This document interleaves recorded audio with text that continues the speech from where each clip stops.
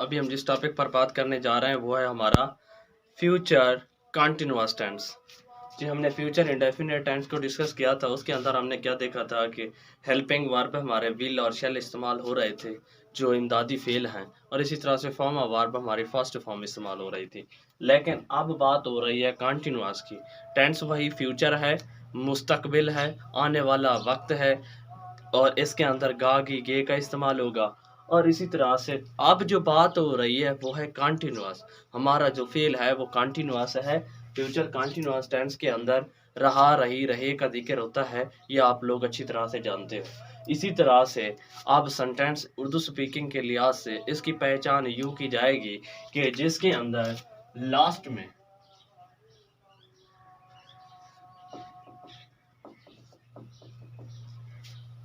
जिस सेंटेंस के आखिर में, जिस फिक्रे के आखिर में रहा होगा, रही होगी, रहे होंगे,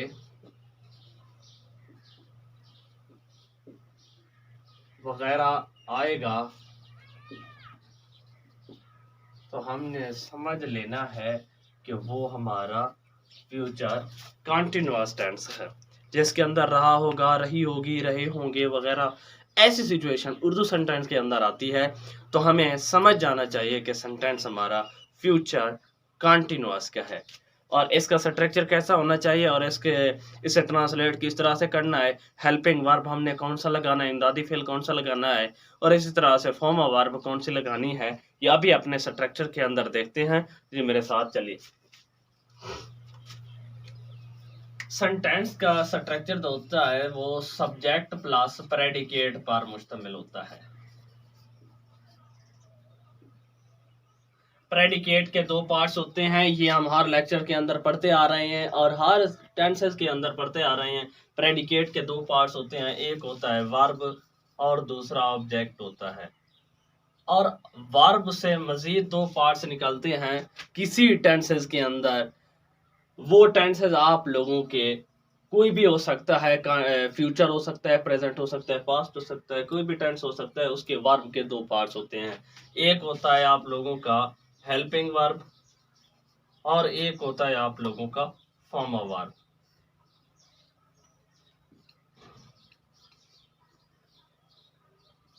और ऑब्जेक्ट सेम ऑब्जेक्ट आता है, और इसी तरह से सेंटेंस सब्जेक्ट आप लोग राइट कर सकते हो। इनके जब कंप्लीट हो जाने के बाद हम सेंटेंस जो है उसे ट्रांसलेट कर सकते हैं। जब हमारे पास helping verb, form of verb और ऑब्जेक्ट मौजूद हो, तब हम किसी टेंस के अंदर अपने सेंटेंस को गुजार सकते हैं। किस तरह से अब हम करने जा रहे हैं फ्यूचर कंटिन्यूअस को। फ्यूचर कंटिन्यूअस का जो हेल्पिंग वर्ब होगा वो शैल, बी और विल बी की शक्ल में होगा। और फॉर्म ऑफ वर्ब आप लोगों की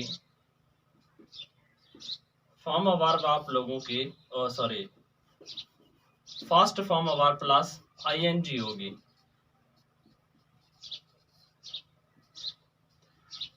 इसका मतलब फोर्थ फॉर्म ऑफ वर्ब।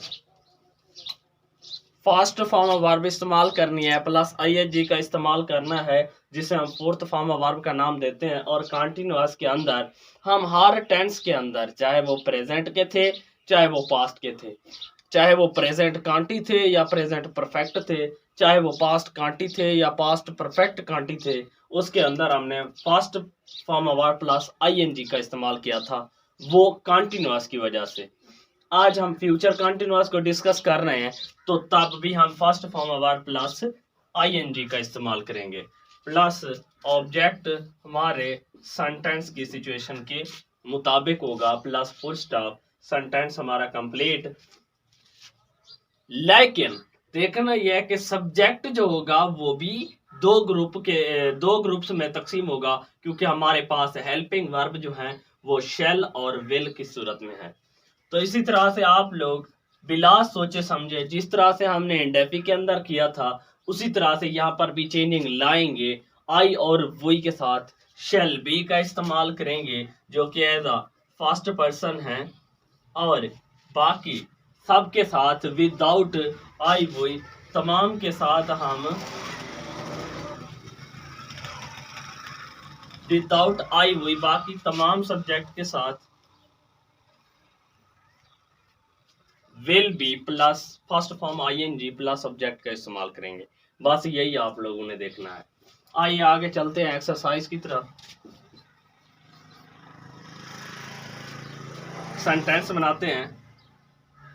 हाँ, मैंने आप लोगों को इंडेफी के अंदर बताया था। आप लोग अगर मेरी फ्यूचर इंडेफिनेट की वीडियो नहीं देख चुके तो आप लोगों को दोबारा से मैं रिपीट करा देता हूँ। आई और वी के साथ shall, shall be, shall have been, ये फेल के सिचुएशन के मुताबिक इस्तेमाल करते हैं। अगर फ्यूचर इंडेफी है तो शेल आई वी के साथ, और अगर कांटी है तो शेल बी आई वी के साथ। अगर फ्यूचर परफेक्ट है तो शेल हैव आई वी के साथ। अगर परफेक्ट कांटी है तो shall have been I we के साथ इस्तेमाल करेंगे। इसी तरह से हम विल, आप लोगों ने देखा होगा अक्सर स्टोरीज ऐसे के अंदर या फिर नॉवेल्स के अंदर या फिर कोई भी आप लोग कहानी वगैरह पढ़ रहे होते हो, रीड कर रहे होते हो, तो उसके अंदर आप लोग ये देखते हो, ये पॉइंट देखते हो कि will be, will have been और विल हैव इस्तेमाल हो रहा होता है आई वुई के साथ। उसकी एक वजह है, मैंने इंडेफी के अंदर बताया है। फ्यूचर इंडेफी को जब डिस्कस किया था उसके अंदर क्या होता है, जब किसी बात पर ताकीद की जा रही हो या फिर ज़रूरी कहा जा रहा हो या फिर हकमिया बात की जा रही हो, तो तब इन दोनों फेल ऑफ वर्ब की सिचुएशन ऑटोमेटिकली चेंज हो जाती है। आई और वी के साथ हम will be, will have been का इस्तेमाल करते हैं, और बाकी तमाम सब्जेक्ट के साथ without I we shall have और shall be, shall have been का इस्तेमाल करते हैं। तब जब हमारे पास किसी सेंटेंस पर ताकीद की जा रही है या फिर हुक्म जारी किया जा रहा है या फिर लाजमी करार दी जा रही है, तब इनकी सिचुएशन जो होती है, इनकी जगह जो होती है वो ऑटोमेटिकली चेंज हो जाती है सब्जेक्ट के लिहाज से। अब एक्सरसाइज पर आते हैं। फिलहाल आप लोगों की जो नॉर्मल कंडीशन होती है उसके अंदर आई वी के साथ शेल बी और बाकी तमाम सब्जेक्ट के साथ विल बी का इस्तेमाल करते हैं without I we.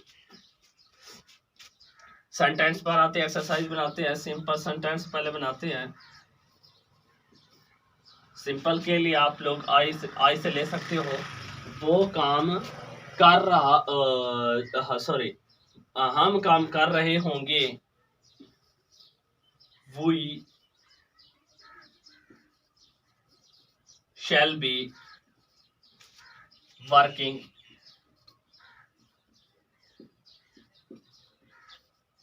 We shall be working. इसी तरह से आप लोग बाकी तमाम सब्जेक्ट से ले सकते हो जो कि आई वही के अलावा हैं, जिनके साथ विल बी का इस्तेमाल होता है। अब इसे राइट करते हैं। Ali will be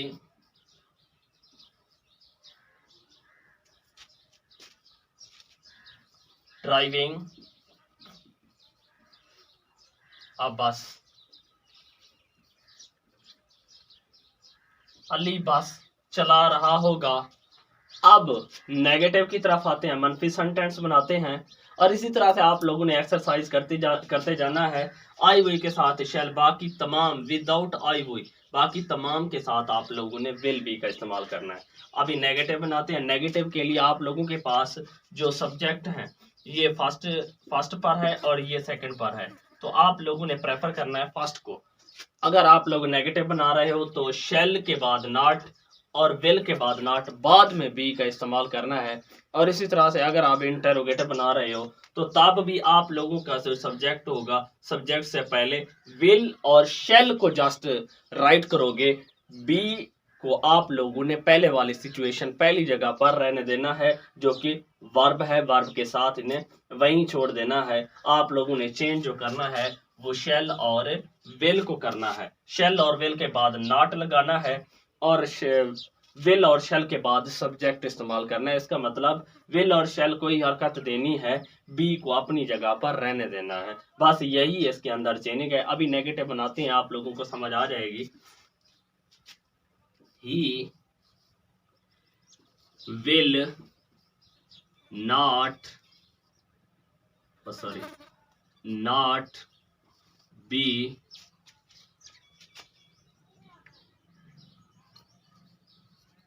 reading the newspaper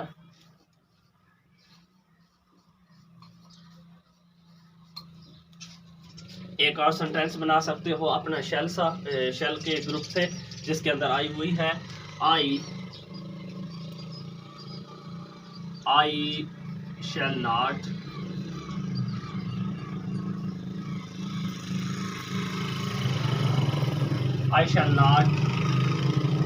B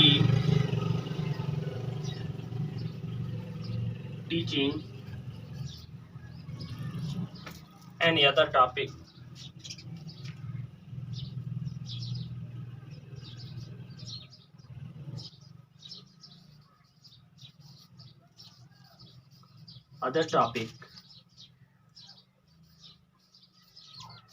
मैं कोई दूसरा टॉपिक नहीं पढ़ा रहा हूँगा। इसी तरह से आप लोग इंटरोगेटिव के लिए भी राइट कर सकते हो। जस्ट करना क्या है, विल और शैल के अंदर चेंजिंग लानी है, इन्हीं को आप लोगों ने सब्जेक्ट से पहले राइट करना है। ये आप लोगों का हो गया नेगेटिव। अब इंटरोगेटिव पर आते हैं।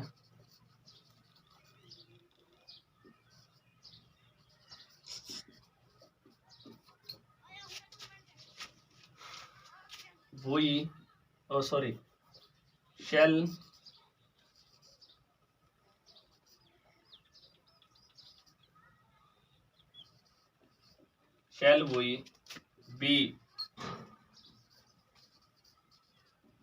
taking a tea?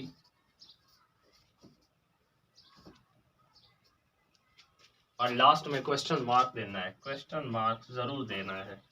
और इसी तरह से दूसरा सेंटेंस बना सकते हो, will she be singing?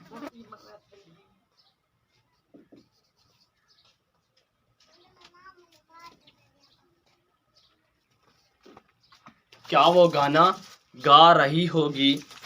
बस यही आप लोगों ने करना है और कुछ भी नहीं करना। सेंटेंस के अंदर चेंजिंग लानी है, वो आप लोगों का एज अ हेल्पिंग वर्ब होगी, बीइंग द वर्ब होगा, उसको आप लोगों ने सब्जेक्ट से पहले राइट करना होता है। और अदर आप लोगों ने कोई टॉपिक भी इसके अंदर डिस्कस नहीं करना होता, बस आप लोगों ने हेल्पिंग वर्ब को देखना होता है। नेगेटिव होगा तो आप लोगों के यही हेल्पिंग वर्ब के बाद नॉट का इस्तेमाल होगा, इंटरोगेटिव होगा तो यही हेल्पिंग वर्ब आप लोगों के सब्जेक्ट से पहले राइट किए जाएंगे।